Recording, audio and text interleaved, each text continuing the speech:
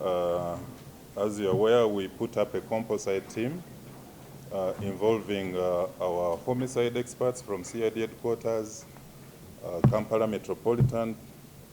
It also comprised of IT and forensic experts, our forensic services unit, and also personnel from CMI, who were comprised to investigate the horrific murder of Indian businessman Uttam Bhandari Sarimal.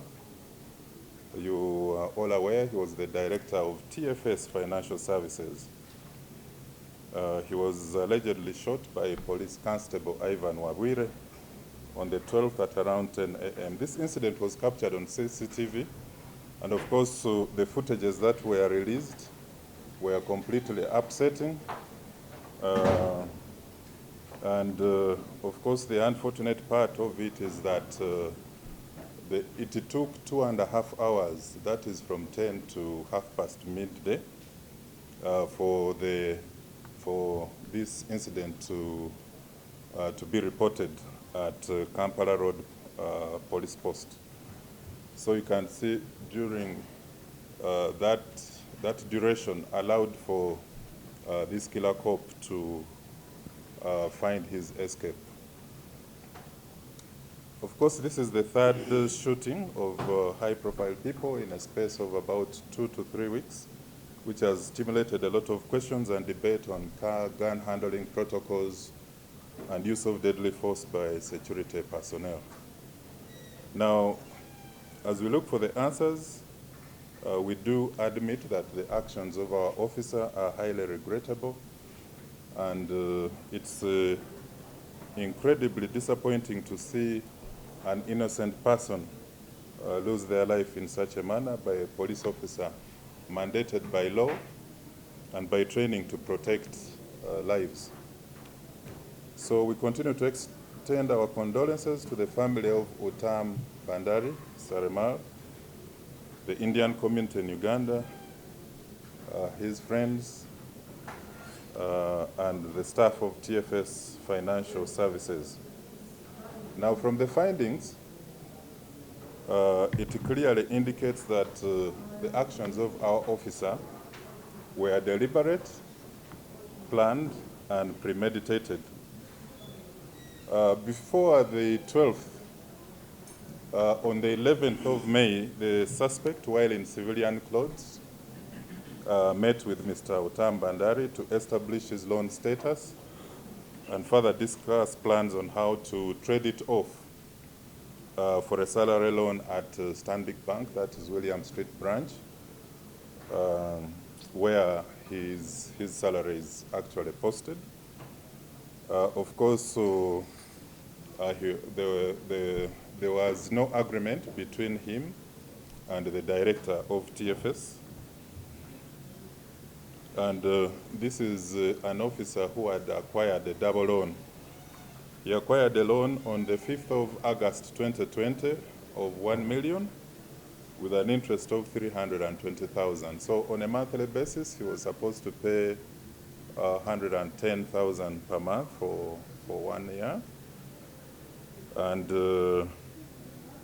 before he could even complete that loan, again on the 5th of May 2021, he acquired a second loan of 1 million on similar terms, but he defaulted after a period of 3 months. So when they failed to agree on the trade-off with Mr. Bhandari, the following day now of 12th of May, the suspect in his full uniform picked a rifle with 4 magazines, left his beat at CPS, and went straight to meet the director at Raja Chambers. He even signed in the visitor's book, very confident, and went straight to meet Mr. Uttam Bhandari. But while in the office, he even didn't sit down. He remained in a standing position with his hand on the gun. And after a short verbal exchange with the director, he cocked his gun, shot the victim, and then moved out.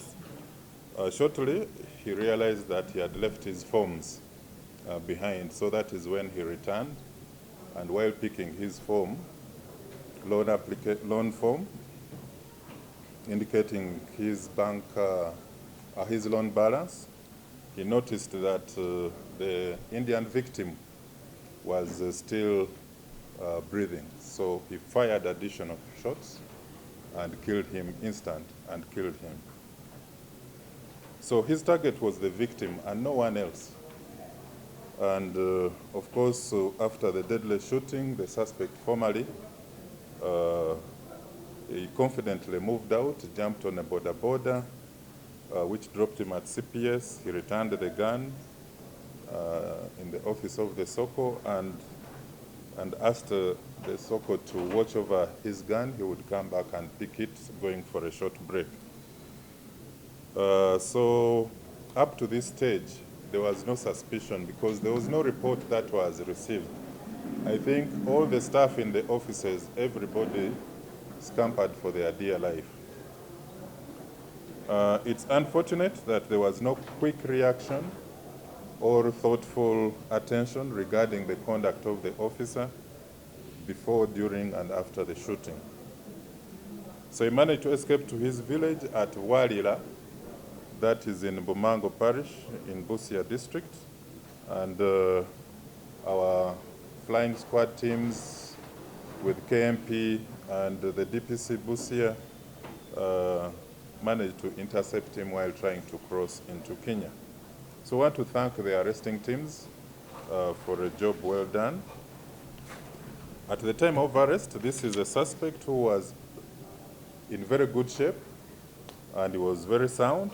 We transferred him to KMP headquarters and of course, upon interrogation, he did not appear remorseful at all, not even saying sorry for what he did.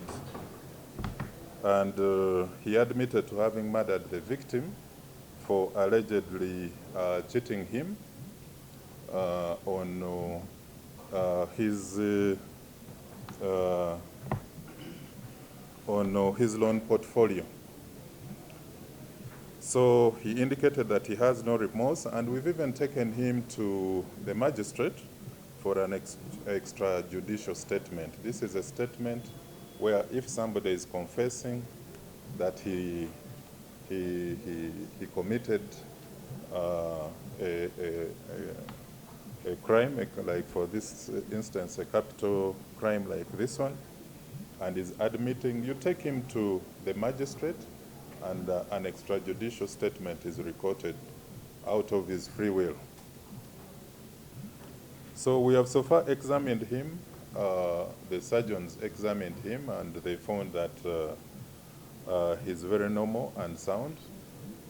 After the extrajudicial statement, we are going to have a psychiatrist also examine his mental condition.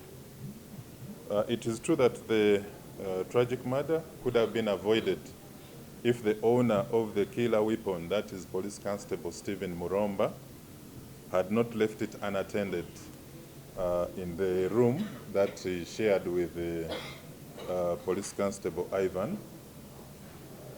And of course, as our force policy on use of firearms demands, he should have, PC Mulomba should have returned this gun to the armorer before moving out of the station. But without lawful permission, he sneaked out of the station to attend to a personal matter, which is an outright case of gross indiscipline and negligence. As a result, he has also been charged in the disciplinary court with discreditable conduct and dismissed from the force this morning.